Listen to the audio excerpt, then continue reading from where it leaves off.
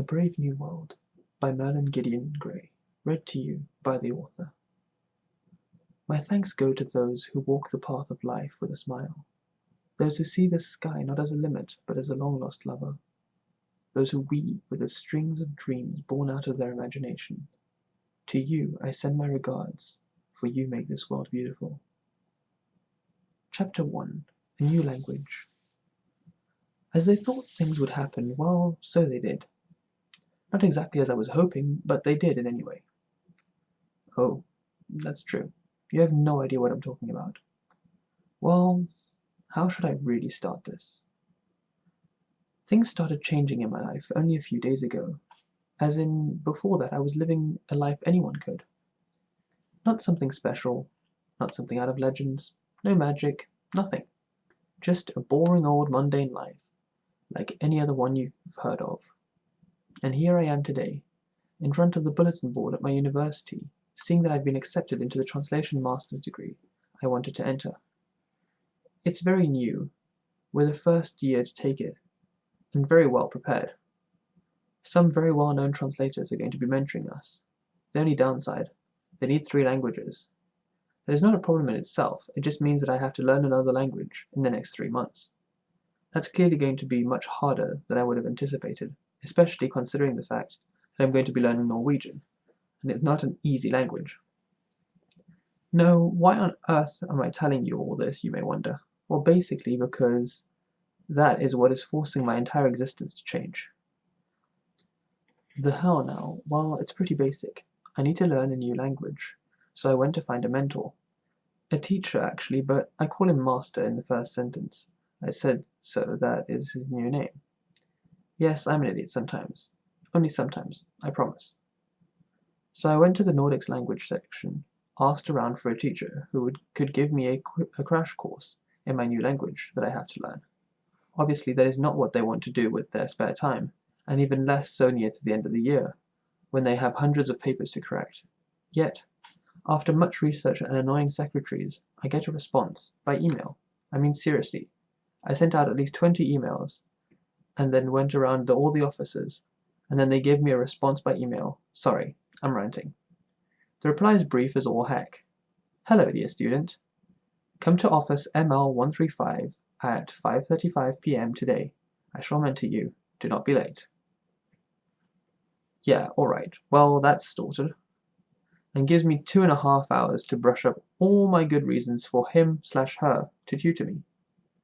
I have no idea who this professor is. I've never seen the surname, and there was no first name.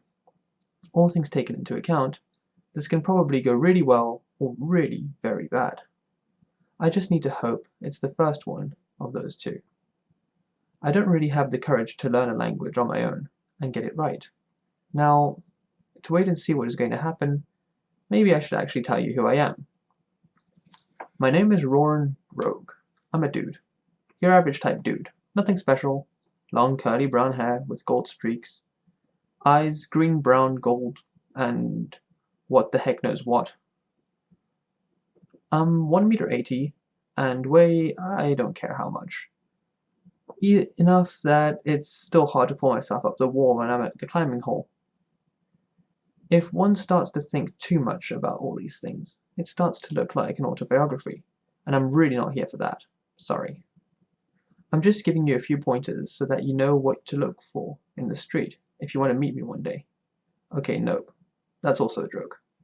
It's just for you to have a general idea of what I look like. Let us get back to the real reason why I'm writing all of this down, the change in my existence. Not the learning of a language part, the bit that happened when I go to see the famous mentor. I've been thinking about it quite a bit, and nothing seems very conclusive, as I have no idea who this person is.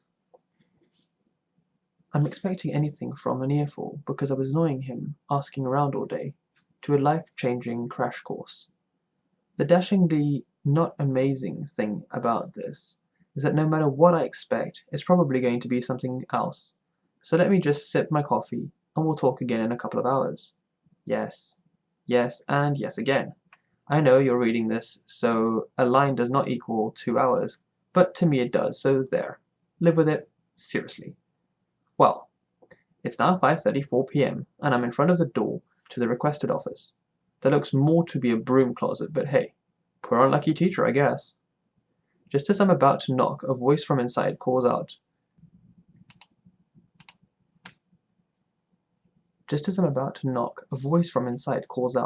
Come in, you're only 7 seconds early. It's a woman's voice, and a young one at that. So I let myself into the tiny office, close the door, and find myself so close to the teacher that I can feel her breath on my face. What the heck is that about? Hello, I hear you're looking for a super powerful crash course in Norwegian. Is that right? She asks me, still not stepping back in the slightest. Yes, that is the case. Will you be teaching me? I ask in a half sheepish voice. I'm not really used to have anyone other than my partner this close to my face. Not even my best friend. Oh, well, I suppose I will be, yes. But not just a language. I'm going to try and teach you a lot more than that. The first of which is manners. Brush your damn teeth. Your breath smells like the fur of a walrus's bum. I was not expecting that. But then it's true, her breath does not smell of anything. Not your typical mint from toothpaste, or anything. Apologies that it's inconvenient part of being in university all day. I shall remedy to it before our next encounter. I don't even have time to finish that she's butting in. Also, you will not apologize, ever, for anything. She's now looking at me right in the eyes, and now only do I realize her eyes are an impossible purple color. Also, this meeting was only the first. All others will happen in the mornings, early, and at night, late. Then we will not have access to the university if I'm not much mistaken. Where would you like to meet? I still have no idea if this is a good idea, but I have no choice in the matter. I must make it be good. That's all I can do. Well, we shall meet by the castle, and do your lessons in ancient Greek style. We will walk around from park to park, and then to university for opening times, or in the case of night classes, I shall walk you to your home. She now smiles at me and takes a seat behind what is supposed to be her desk, I suppose.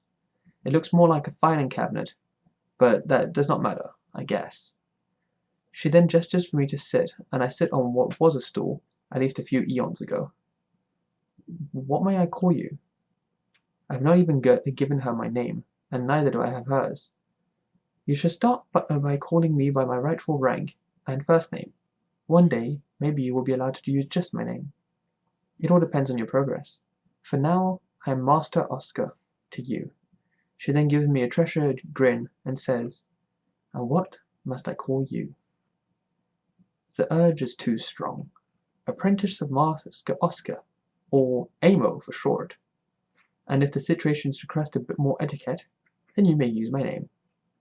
I smile, she does too, and then she goes on. And what is your name, Amo?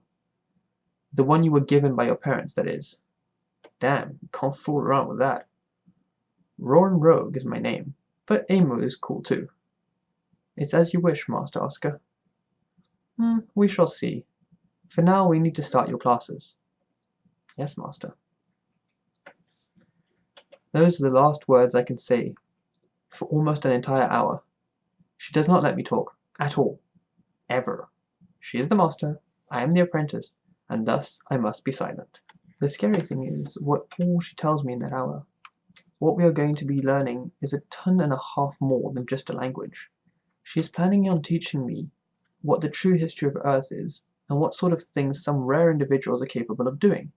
Apparently, there is magic, and some sort of things she is calling by a strange word. It's almost like Kixi, or something like that. It's apparently a name for energy. I had no idea, and I'm not even sure if I want to believe it. If it was not for the fact that she is actually going to teach me Norwegian at some stage, I would have left the room by now. After a long hour of me being forced silent, she asks me directly, will you be a true apprentice and learn everything I teach you? I don't have the energy to fight off the fact that it's absolutely absurd and impossible to believe, so I just nod in the affirmative. She makes me repeat after her. I, Roran, do accept to be faithful apprentice in the ways of the earth children, and shall not speak of my classes to anyone, I stop her there and ask if I may tell my soulmate, and she nods, makes me start the oath again and adds the rest. But my soulmate, for anything that I learn, I shall have but one master, and she shall be Oscar Levane. On those words, the last ones of the oath, she gives me an enormous book, and tells me I have 3 days to read it. The book, or rather codex, is at least 3,000 pages long, but just as I want to object, and say it's impossible, she tells me to stop, and that all is possible. Right after that, she gives me a leather pouch, empty save for a glass marble. We then head out of the campus. It's long past closing time, but the locks do not lock in, just out. We walk in silence, out of the campus, and all the way to the huge medieval castle next to it. There, she sets on that meeting point, by literally marking a dot of fluorescent green paint on the floor. You shall be here in exactly 72 hours, having read that entire codex, having made sure your breath is livable, and wearing something warm and comfortable. She then gives me a very strange hand gesture, and says, "Good night, Amo." I reply in kind, and then I head home. I have a lot of work to do.